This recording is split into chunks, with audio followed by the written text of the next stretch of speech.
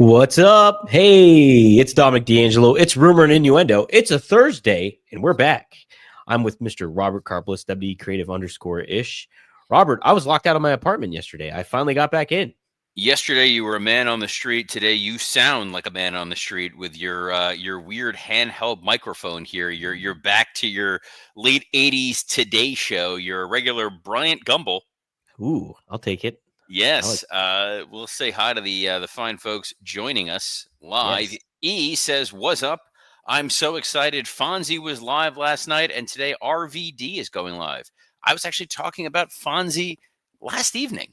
Were you really? Yes, was at a dinner with the Coastal Championship Wrestling president and CEO, and he was talking about how Fonzie comes out to their events and how great he's been doing on color commentary of late. Cammy Star says, Hey. "Now, Dom, yesterday was a lesson. Teach Razor to use doors. That's a fact. Who do you think locked the door, Cammy? Whoa. What a swerve, bro! It was Whoa, the cat, did it. bro. It was Cat Hall. He turned on him. He was an insider. Now he's an outsider, Cat.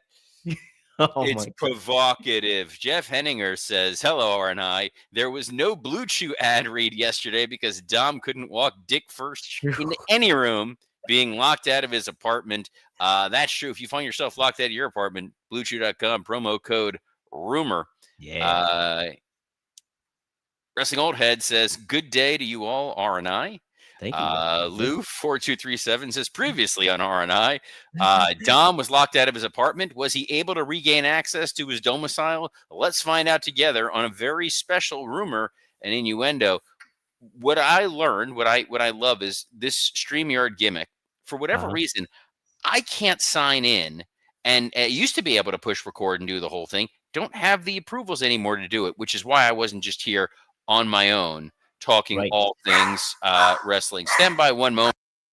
Marty has encountered an intruder and Robert is taking care of it.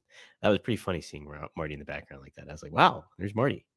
But yes, Johnny Disco says, "Good day. R&I made it live today. Good to have you, Johnny Disco." Alt Jake, Gumble to Gumble. That's right, Gumble to Gumble. And damn it, Dom changed it to Dawn. Yeah, that's okay. It changed it. I get it. I knew what you meant. It's okay. Robert, welcome back. Oh, you're muted. Someone dropped me off a spare key to your apartment just in case this happens to you again. I need all so we can get you back in. I love the amount of vitriol and hatred you were getting on the internet yesterday for being locked out of your apartment. Dude, the comment section was so funny. When I went back and looked, like when I got back into the apartment, it was like looking at the comments. There was some clever stuff being said. Dude, I was more mystified. I love that the only forbidden door is the one to your home. Over there, baby. But hey, we're back. We got some things to talk about, Robert. I guess we'll start off with Dynamite first. Initially, we had an interview I was going to cover, but we can do that later on. Let's cover the interview. You want to do that first? Yes. Let's do it then, Robert. I'm a whore for chronology. Okay. And Dynamite, here's the thing.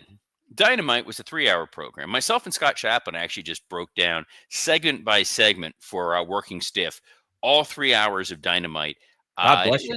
It was laborious. Yes, it was. But yes, but I wanted to talk about the Tony Marie Khan Ariel Helwani interview.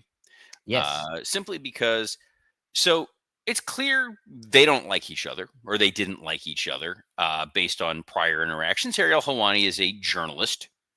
He's an actual journalist, not to be confused with. Excuse me? Who? I'm glad you're pointing no, the way that my screen looks, it looks like I'm pointing directly at you. But you're not. The universe knows I'm a good journalist. Sure. So Ariel Helwani is going to ask pointed, serious questions. And I guess part of the issues before was he felt Tony Khan had obfuscated him on some questions. And I think one was about whether or not he had met Nick Khan, and he wasn't getting a clear answer. And this is not to get lawyery for a moment, but when you're preparing somebody for a deposition, you like to think about what type of questions are going to be asked. You prep your guy in advance. And the thing is, you don't want to lie. You don't want to be inconsistent. You can answer questions. You can answer questions in a vague way. But if you say something that's untrue, someone's going to drill down on it. A journalist is going to do that, another attorney. And the way that Tony Khan performed yesterday or 2 days ago at this point for on Ariel Helwani's podcast was very much like a guy on the stand nervously hoping no one was going to ask him a gotcha question. It had a little bit of that, didn't it? It sure, like with certain aspects of things. Let's get into some of the topics. What were some big takeaways? Oh, Dom took himself away. This is real life, guys. This is what happens when you're working with Dominic D'Angelo. He was there, he clicked a button, and now he's gone. Now he's back. Now I'm back. I don't know what happened. Man, we know what happened. We all know what happened. It's a Dominic D'Angelo Tuesday here on a Wednesday episode of Rumor and Innuendo. So I had the notes up and then I closed them away because I went to go see if you were still alive. I'm alive, everyone. Don't worry. I don't know necessarily worry is the phrase. So we can go in order. You kind of wrote a lot of the bullet points here. Yeah. I think the biggest takeaway was Tony was behaving very safe. He was very well behaved. We haven't gotten, I think Scott pointed this out when we were talking, we haven't gotten the snarky, mean Tony Khan tweets in a while. Right. He's trying very hard to be sort of a mature, responsible adult, which is the least fun reason to be a wrestling promoter. Like, absolutely, you're a wrestling promoter, you get to be a goof. You get to be an imbecile. See, McMahon, comma Vince, McMahon, comma Stephanie, McMahon, comma Shane, Heyman, comma Paul, Bischoff, comma Eric, Carter, comma Dixie, Russo, comma Vince. Bro, he never owned a company. He wasn't the promoter. He was just the guy holding the pen. I would never want to run a wrestling company, bro. I use a quill. It was a peacock. Yeah, so no, Tony did air on this. It is kind of a bummer though, Robert. I liked cantankerous Tony a little bit. You want to see him get a little like fiery, like Marty is. Marty does. Yeah, like Marty. I'm gonna go tend to him. I'm right here.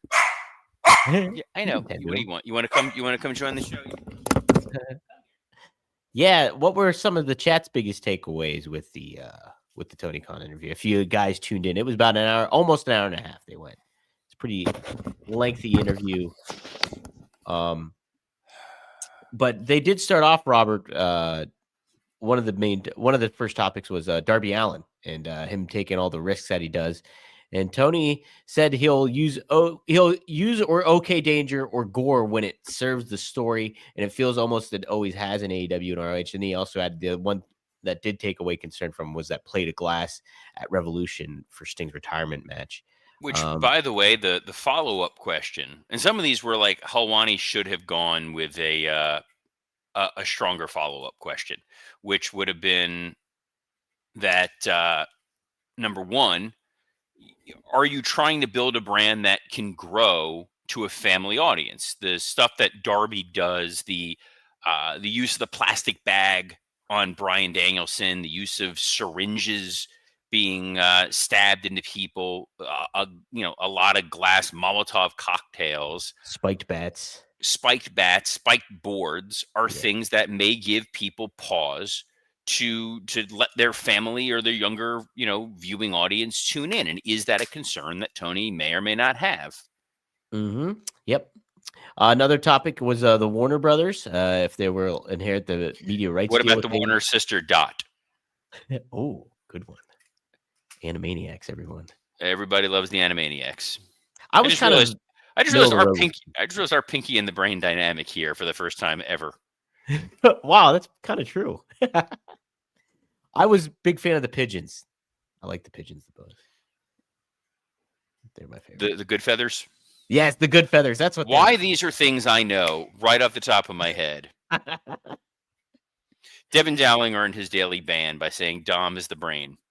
Height-wise, yes. Devin. Head-wise, yes.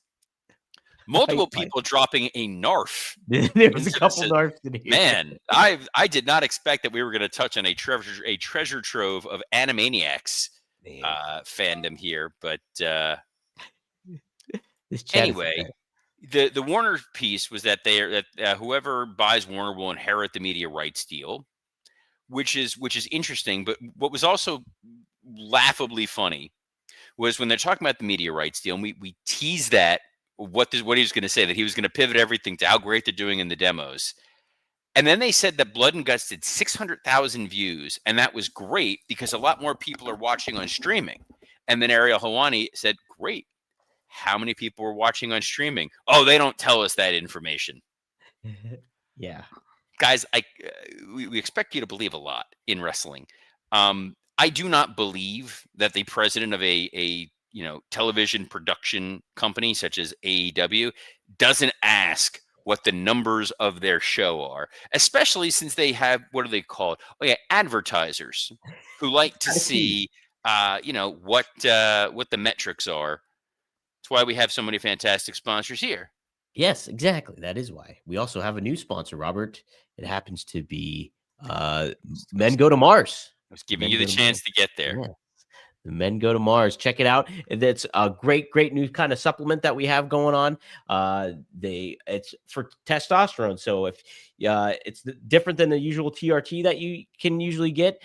This brings back energy if you feel lethargic. Guys my age and Robert's age, we're getting to this point where it's this kind of much lower T than what we're usually used to. It's a lot more tired, different aspects like that. Well, the Mars brand here, they will help you out and in a good natural way too. So there's plenty of they give you a bunch of supplements that you can take, and ultimately we have a great deal for our listeners here today too.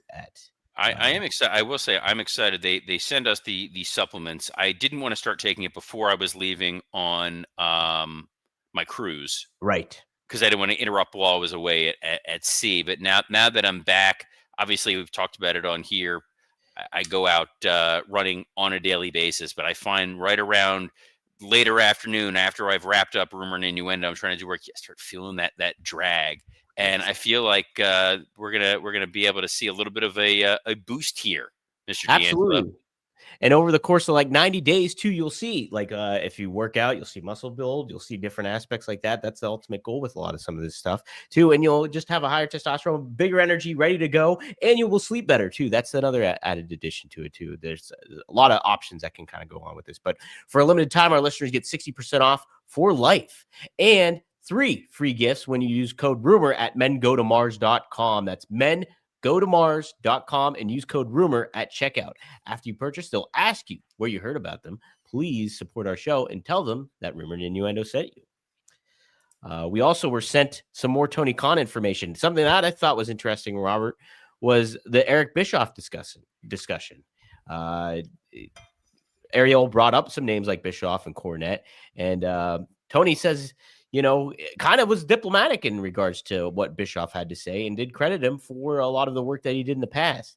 And then also kind of mentioned that he spoke to him not that long ago. What did you think of that aspect of the interview?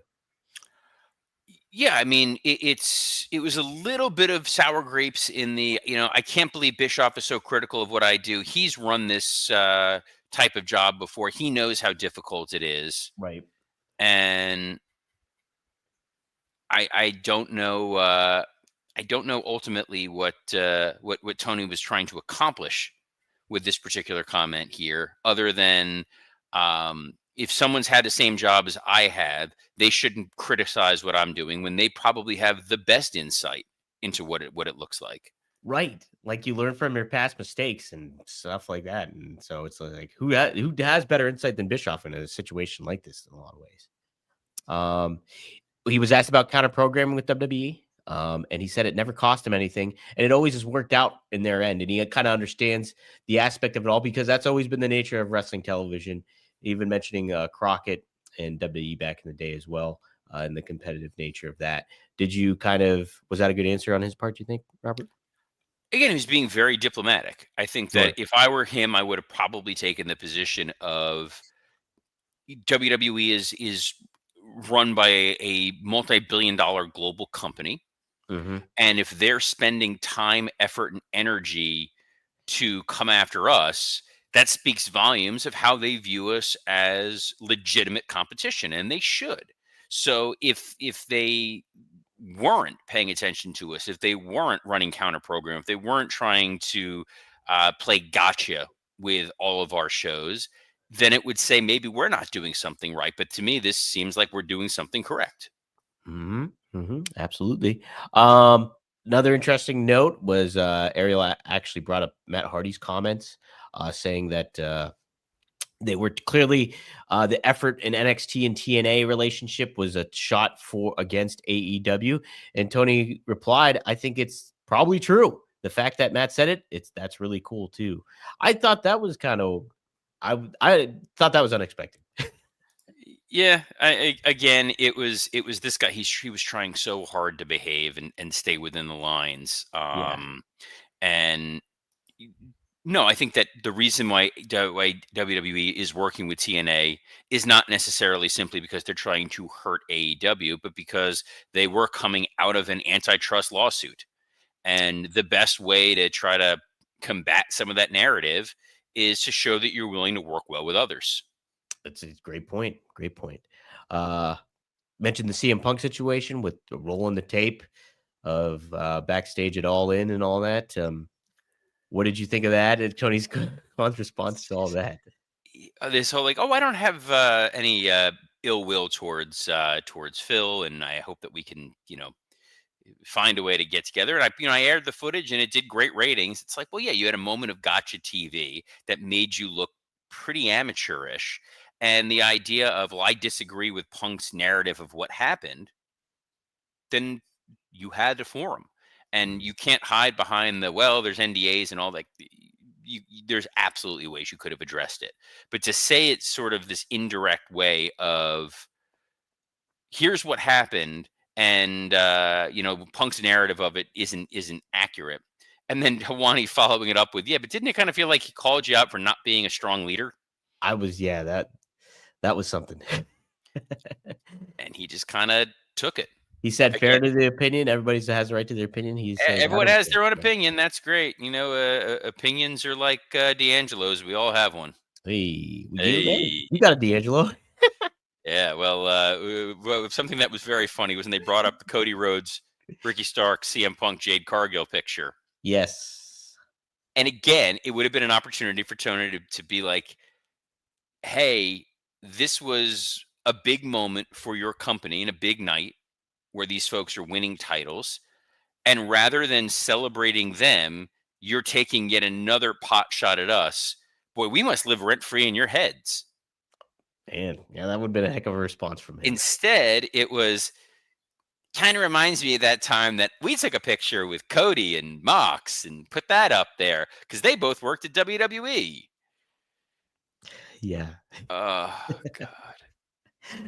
Another aspect we had was yeah, the no HBO Max numbers, but then Ariel went on a list of names, really hammering home Killer Cross and trying to bring him into AEW. Oh, dude. Okay. The whole, hey, would you ever bring in Karrion Cross? I never thought of that. I haven't talked to him in a while. Like, really? Like, come on, dude. Yeah. I also love when he was talking about the Bischoff stuff and why these old promoters talk about him. He's like, because we're news, because we happen every week. Yeah, you're a national wrestling television show. People are going to talk about what you're doing. If you weren't giving them anything to talk about other than this is the best type of show, this show is amazing, this is incredible, which was kind of what Meltzer was doing in the early parts of AEW. Mm-hmm. Yes, it's not going to get clicks, but it's not like people have to work very hard to manufacture reasons to find fault with AEW. But at the same time, we want AEW to be successful. And Tony did kind of acknowledge there were definitely some footfalls. There were some decisions that he said I made that I went against my gut instinct. Mm-hmm. And I've really taken the time over the last year to try to think through what I'm doing. And the product right now, for the most part, feels at least more well plotted. That's a good way to put it. Yes. Certainly a lot that still can be done, but yeah, you definitely do see a little development in it. One of the sobering names that got brought up was Adam Cole. It really sounded like Adam Cole is probably done with wrestling almost, Robert.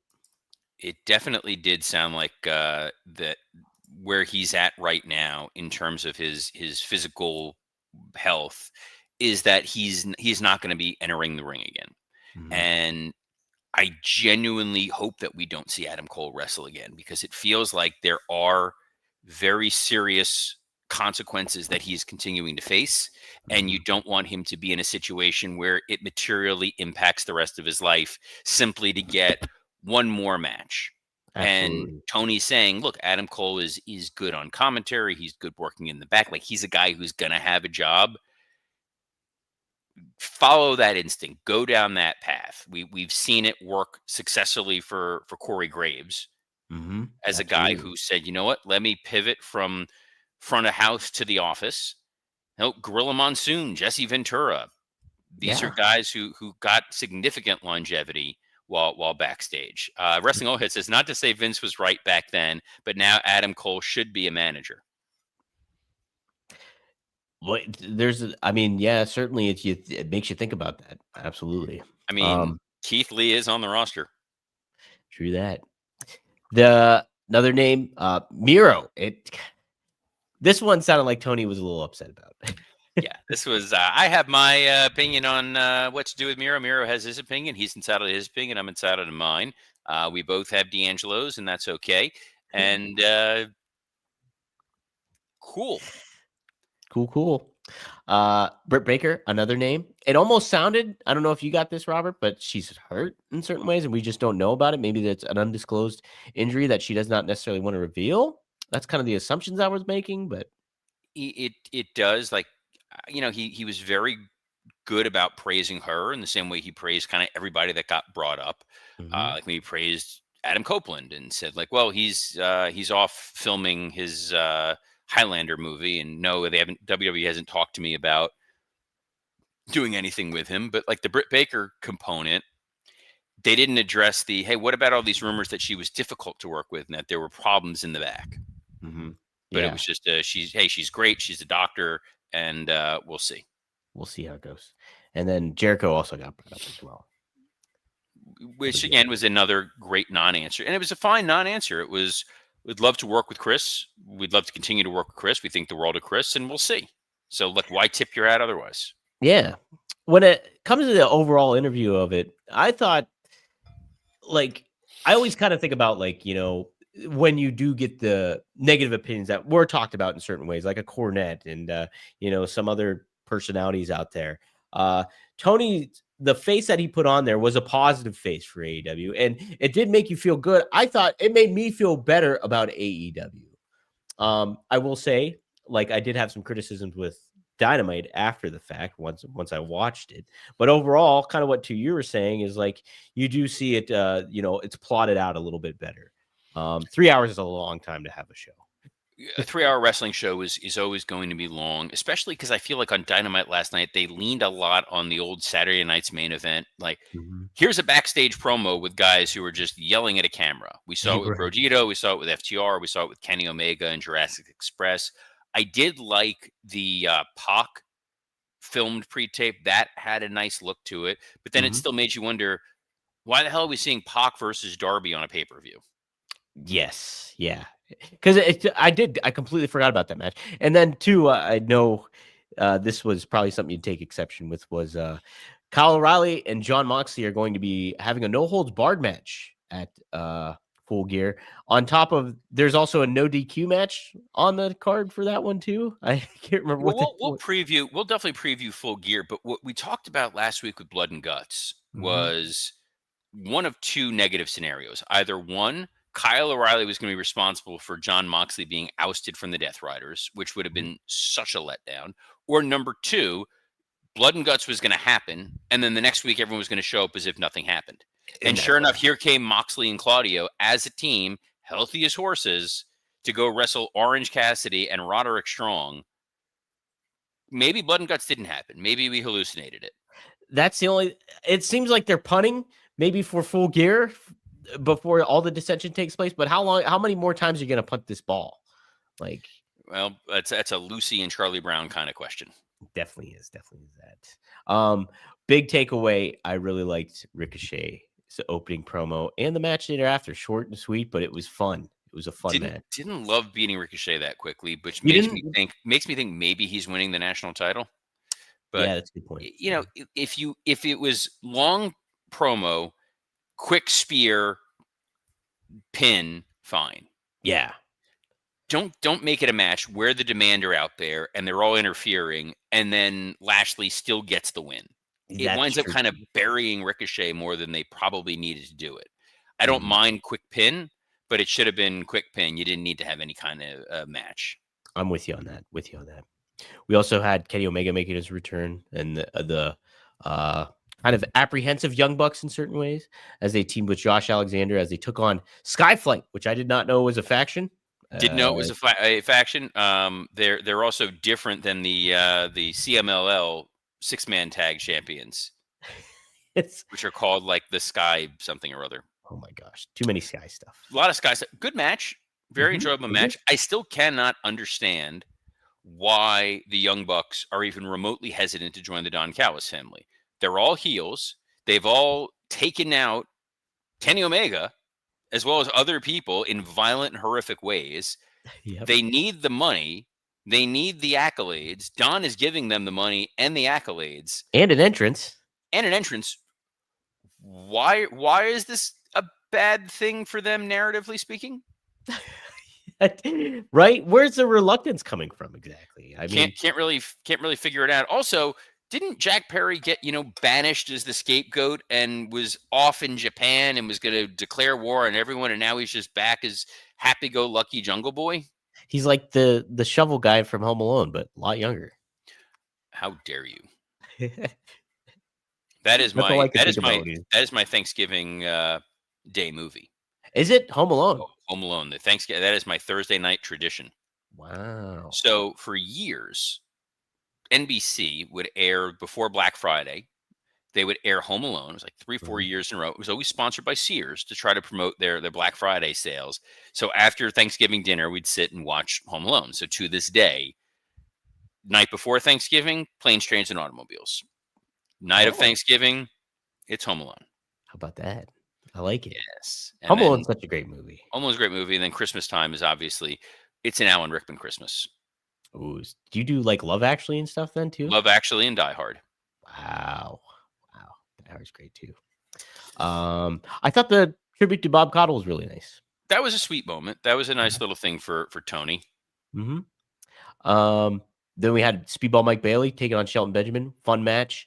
Really fun match. Give me a lot more of that. And Shelton and Lashley starting it out on the pay-per-view will be a hell of a lot of fun. That'll be a blast. Yes, very excited for that. We The had women's tag tournament matches were yes. fine. I'm just looking at my notes here. Tony and Mina beating Alex Windsor and Riho. Hey, Riho was on TV. Wow. And Megan Bayne and Marina Shafir beating Ty Mello and Anna Jay. Mm-hmm. So, I mean, I ultimately want to see like Harley Cameron and Willow win the whole thing, I think. But I guess we can make those predictions tomorrow. We'll make those predictions as we get closer. The highlight of this whole show is in the time that we have left. Mm-hmm. Very few moments in the annals of wrestling history do you go, I'm going to remember where I was for the rest of my life when I saw this. Uh-huh. There was a promo with Sky Blue and Julia Hart that may be the single worst thing I've ever seen in professional wrestling. It was junior high goth drama performance. It was so avant-garde that I thought, you know what, maybe this is supposed to be this bad, in which case, cheers to them. But, oh, no. That was brutal. The thing with Julia, she's got a great look. Obviously, the presentation of her is really, really good. But I always thought that she needed somebody to kind of speak for her, help her in a lot of ways. She wasn't known for a promo. Well, thankfully, someone who's known for his promos is Mr. Dominic Marie D'Angelo. That's true. And that's why we are here every Monday through Friday, assuming Dom's allowed into his domicile. Right. We're on a plethora of platforms, including the WW Creative _ISH X account, the at Dominic D'Angelo X account, the at SE Scoops X account, and on YouTube on Rumor and Innuendo, ad-free shows, and podcast heat. Dom, they didn't think we would be back, but we were back. We will be back tomorrow. So on behalf of the man who needs to get one of those little spare key frog rock holder things outside of his door, Call. Dominic D'Angelo, I'm Robert Karpolis. Best of luck in your future endeavors. Get yourself a D'Angelo, like Robert says. Everybody has one. Shh.